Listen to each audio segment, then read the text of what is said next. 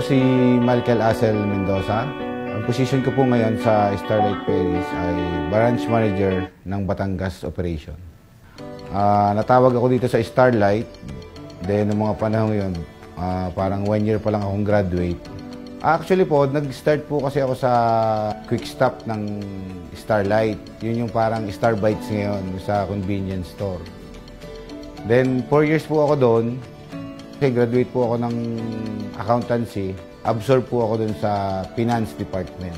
Hanggang sa nagdire-diretso na po sa iba't ibang department po ng Starlight. Yung sa kultura ng Starlight, kasi noon pa talaga, makikita mo yung pagtutulungan ng mga empleyado sa Starlight. Then, pangalawa, yung sa naging experience ko, yung sa career growth ko, for past 8 to 10 years. So, mabilis yung naging career growth ko. Kaya siguro hindi ko na rin namalayan yung 14 years. Yung pangatlo po, yung sweldo ko. Okay naman po yung sweldo ko dito.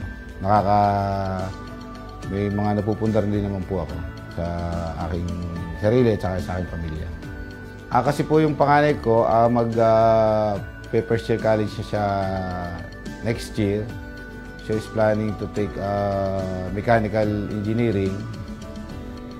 Yun naman pong pangalawa ko, fourth year, graduating siya ng high school this year. So yun yung mabigat kasi plano niya mag-medicine.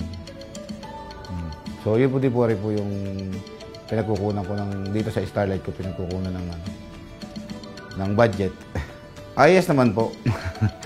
Actually, kahit sabihin mo na alam mo naman sa trabaho, maraming stress, pero pag sinabing Starlight, Starlight pa rin talaga yan.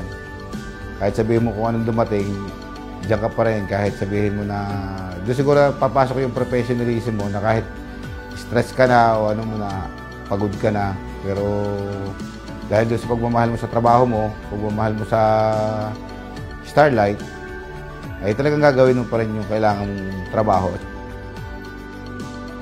Ako po si Michael Asel Mendoza, nagtatrabaho sa Starlight Ferries ng 14 na taon.